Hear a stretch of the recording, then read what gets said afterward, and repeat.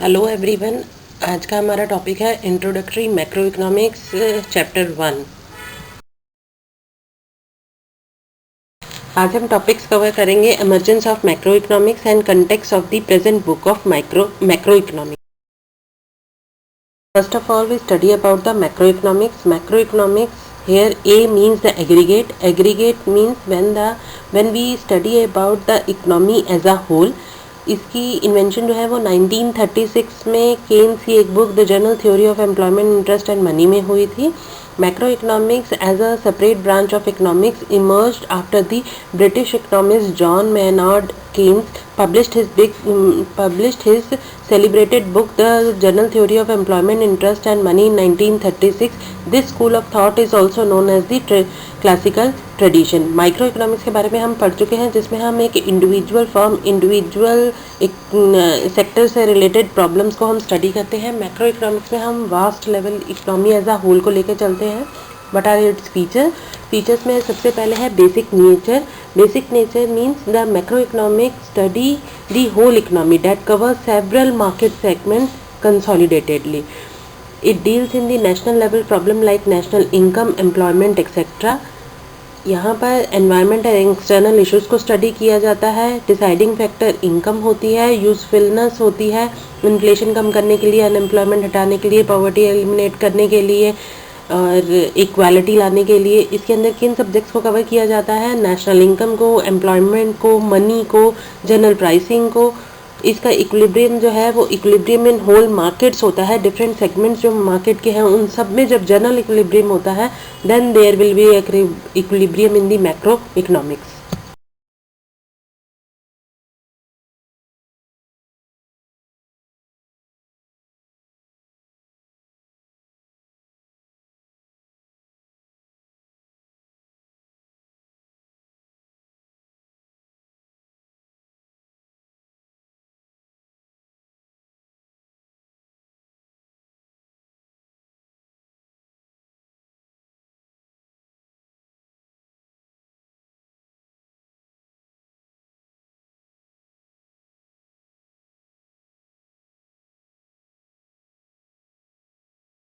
सबसे पहले हम जानते हैं इकोनॉमिक एजेंट्स को। What are the economic agents? Economic agents जो हैं वो 4 सेक्टर्स में डिवाइडेड होते हैं। इकोनॉमिक यूनिट्स और economic agents we mean those individual institutions which make decisions कौन लेता है? कंज्यूमर लेता है। कंज्यूमर ये डिसाइड करता है कि उसने कितना लेना है और कब लेना है। एंड प्रोड्यूसर ये डिसाइड करते हैं कि उसने कितना प्रोड्यूस करना है और क्या प्रोड्यूस करना है। गवर्नमेंट एजेंसीज जो हैं वो ये डिसाइड करती हैं कि कितना स्पेंड होगा मार्केट में, कितना इंटरेस्ट रेट होगा क्रेडिट के ऊपर और कितना टैक्सेस लगेंगे। That function is done by the government agencies. अगर हम इसे ब्रॉडली डिवाइड करें तो मैक्रो इकोनॉमिक्स के 4 सेक्टर्स हैं या 4 स्तंभ हैं ये कह सकते हैं। First one is household who decide what and how much to consume.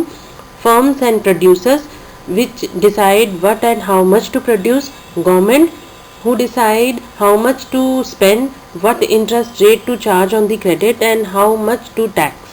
And the fourth sector is the external sector that is known as import, export and FDI. इसका मतलब है हमें कितना दूसरे देशों के साथ यानी दूसरी अलग कंट्रीज के साथ कितना हमने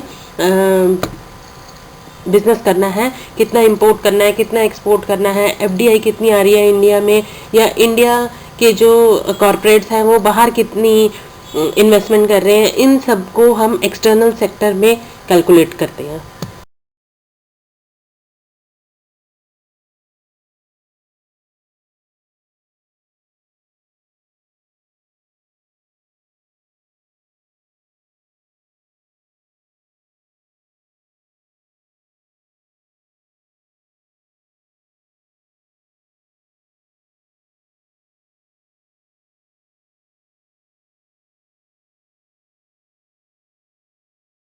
मैक्रो इकोनॉमिक्स की कैरेक्टरिस्टिक्स क्या है? मैक्रो इकोनॉमिक्स को स्टडी करने के लिए हम इसे 2 पार्ट्स में डिवाइड करते हैं कि who are the macro economic decision makers और प्लेयर्स। मतलब डिसीजन कौन लेता है? डिसीजन बेसिकली जो मैक्रो इकोनॉमिक्स के होते हैं वो टोटल इकोनॉमी के लिए लिए जाते हैं और इसीलिए स्टैट्यूटरी बॉडीज जैसे कि आरबीआई, सेबी ये लोग डिसीजंस लेते हैं। इनके डिसीजन इनडायरेक्ट वे में भी हो सकते हैं और डायरेक्ट वे में भी हो सकते हैं।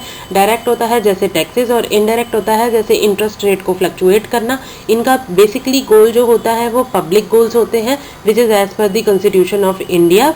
And second one is the कि मैक्रो इकोनॉमिक डिसीजन मेकर क्या करना चाहते हैं, वो करना क्या चाहते हैं। बेसिकली कोई भी इकोनॉमिक एजेंसीज जो हैं या इकोनॉमिक एजेंट्स जो हैं या गवर्नमेंट लेवल के ऊपर है, स्टेचुटरी बॉडीज़ हैं, उनका मेन पर्पस जो होता है वो कंट्री की वेलफेयर होता है। They often have to go beyond the economic objectives. Economic objectives क्या होते हैं? Profit making. उनसे बियॉन्ड जाना पड़ता है and try to direct the deployment of economic resources for such public needs which lead to welfare of the countries. तभी उनको उस लेवल से इंक्रीज होकर नेशनल रिसोर्सेज को कुछ इस तरीके से डिप्लॉय करना पड़ता है जिससे पब्लिक नीड सेटिस्फाई हो सके, वेलफेयर हो सके कंट्री की और पीपल एज अ होल की। इसीलिए गवर्नमेंट जो है वो डिफेंस के ऊपर करती है। अदरवाइज एक सिंपल पर्सन को डिफेंस से क्या मतलब, बट इनडायरेक्ट वे में पर्सन्स को सिक्योर करने के लिए ही डिफेंस के ऊपर एक्सपेंडिचर किए जाते हैं।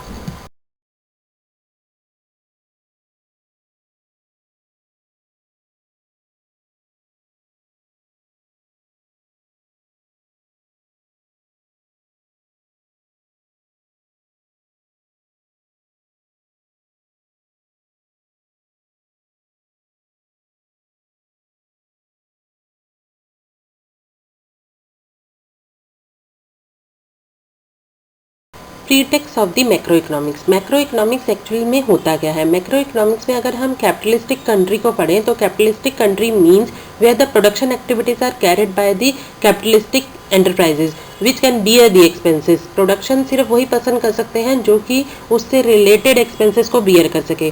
हमें क्या क्या चाहिए होता है? हमें कैपिटल चाहिए होती है, हमें लैंड चाहिए होती है, हमें लेबर चाहिए होती है। इनसे रिगार्डिंग हमें पेमेंट्स करनी पड़ती हैं, जैसे कि रेंट देना पड़ता है, हमें इंटरेस्ट देना पड़ता है या वेजेस देनी पड़ती हैं। तभी कोई भी प्रोडक्शन कैरी आउट किया जा सकता है।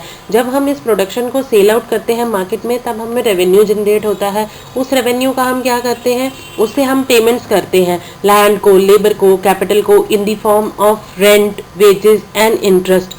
उसके बाद जो रेवेन्यू बचता है means revenue minus these payments जो हमारे पास बचता है that is the profit.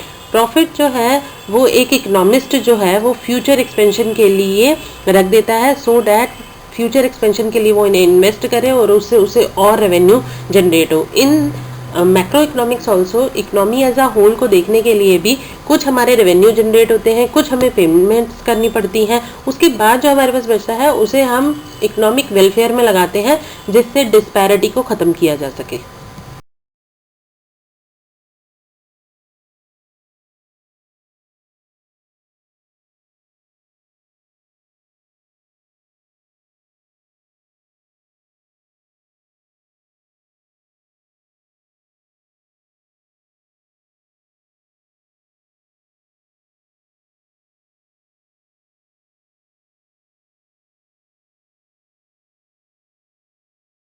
Thank you for today. We will meet again with a new topic.